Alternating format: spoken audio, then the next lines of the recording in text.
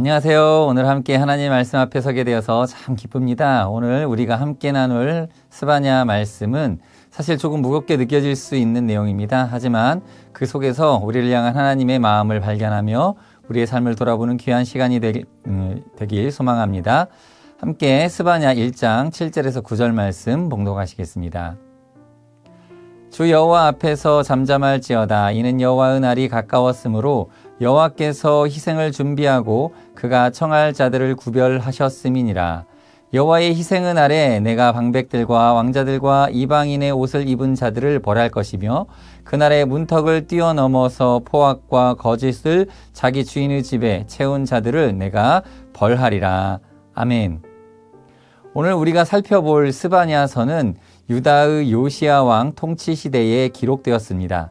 당시 유다는 므낫세와 아몬 왕의 우상 숭배로 인해 영적으로 매우 타락한 상태였습니다.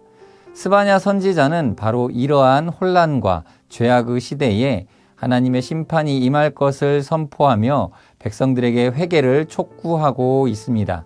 그래서 스바냐서 전체의 주된 메시지는 여호와의 날입니다. 여호와의 날은 하나님께서 죄에 대해 심판하시고 의로운 자들을 구원하시는 날을 뜻합니다. 선지자는 이 말씀을 통해 이스라엘 백성이 회개하고 하나님께 돌아올 것을 간절히 바랐습니다.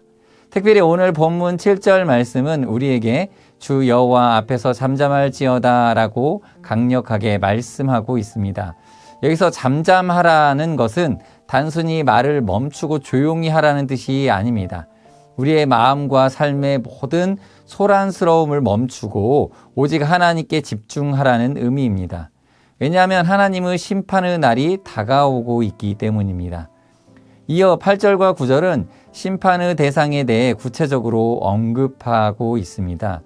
먼저 이방인의 옷을 입은 자들이 심판의 대상이 됩니다.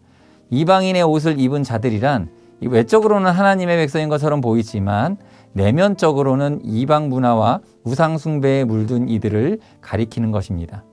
그들은 하나님의 거룩함을 잃어버리고 세상과 타협하며 살았습니다. 또 문턱을 뛰어넘는 자들에 대한 말씀이 나옵니다.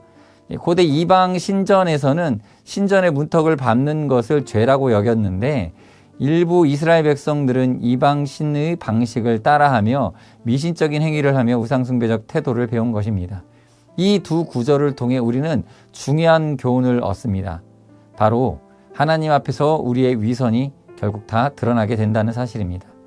우리는 어쩌면 사람들 앞에서 믿음 좋은 사람 또는 괜찮은 사람처럼 보일 수 있습니다. 그러나 하나님은 우리의 마음과 동기를 꿰뚫어 보십니다. 하나님을 믿는다고 말하면서도 세상의 가치와 방식에 깊이 물들어 있지는 않습니까? 겉으로는 거룩한 옷을 입고 예배하는 것 같지만 우리의 마음속에는 미움과 거짓이 가득하지는 않습니까? 스바냐 선지자의 이 말씀은 당시 유다 백성뿐만 아니라 오늘을 살아가는 우리에게도 동일한 도전과 질문을 던집니다. 우리는 거룩한 삶, 곧 거룩한 경계를 짓고 살아가야 합니다. 욥은 하나님의 복을 받은 의로운 사람이었습니다. 그는 항상 조심스럽게 살았습니다. 자녀들이 혹시라도 죄를 지었을까 염려하며 그들을 위해 번제를 드렸습니다. 하나님 앞에서 자신의 삶의 경계를 철저히 지키려고 노력했습니다. 그가 하나님을 경외하고 악을 떠난 삶을 살았기 때문에 사탄은 욥을 함부로 건드릴 수가 없었습니다. 하나님께서 욥의 집과 그가 가진 모든 것에 울타리를 쳐서 지키신다고 말씀하셨기 때문입니다. 하나님께서는 그의 삶을 외부의 악으로부터 보호해 주셨습니다. 욥기는 그러한 욥의 생활이 고난으로 인해 무너질 수도 있다는 것을 보여주기 위한 것이 아니라 그러한 욥의 모습 속에서 또 고난을 통과함으로 더욱 아름답게 완성해 가시는 하나님의 역사하심을 보여주고 있는 것입니다. 그리고 고난당하는 이웃과 나 자신을 바라보는 관점을 바꿔야 함을 우리에게 가르쳐 주는 것이죠. 즉 욥의 구별된 삶의 그 철저함 그 자체는 우리가 본받아야 할 명확한 롤모델인 것입니다. 윤홍균 작가의 자존감 수업이라는 책에 보면 작가는 사람의 마음을 마음 성으로 비유합니다.